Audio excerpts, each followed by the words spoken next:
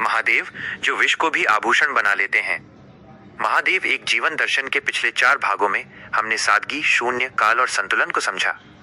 आज 5वें एपिसोड में हम महादेव के उस स्वरूप की बात करेंगे जिसने उन्हें नीलकंठ बनाया।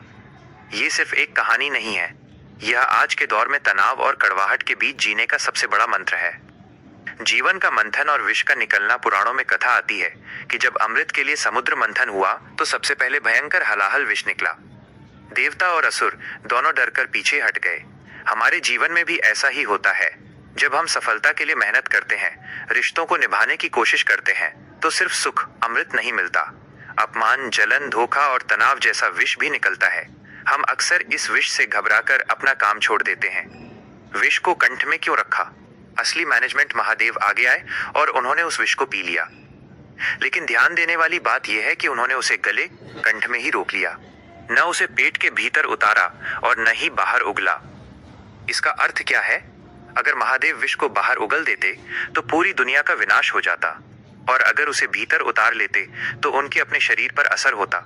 सीख, हमारे जीवन में जब कोई हमारा अपमान करे या हमें बुरा भला कहे तो वो एक विष है। अगर आप उसे पलटकर वापस उगल देंगे तो रिश्ते टूट जाएंगे और क्लैश बढ़ेगा।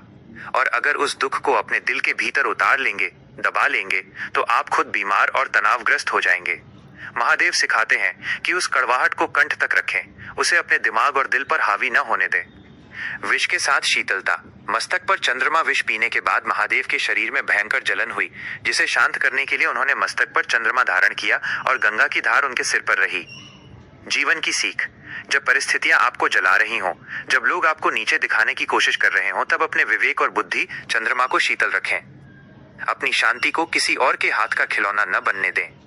नीलकंठ, बुराई का रूपांतरण। शिव ने विष पिया और उनका कंठ नीला पड़ गया, लेकिन वे डरे नहीं। उन्होंने उस नीले कंठ को अपना आभूषण बना लिया। महादेव हमें सिखाते हैं कि अपनी कमियों और अपने संघर्षों को अपनी कमजोरी नहीं, बल्कि अपनी पहचान और ताकत बनाओ। जो इंसान दुनिया की कड़वाहट पीकर भी दूसरों को सिर्फ आशीर्वाद और शांति दे सकता है, वही महादेव के करीब है। आज का गहरा सच, हम अक्सर भगवान से कहते हैं कि हमारी मुसीबतें दूर कर दो, लेकिन शिव कहते हैं मुसीबतें तो आएंगी, तुम अपना कंठ मजबूत करो।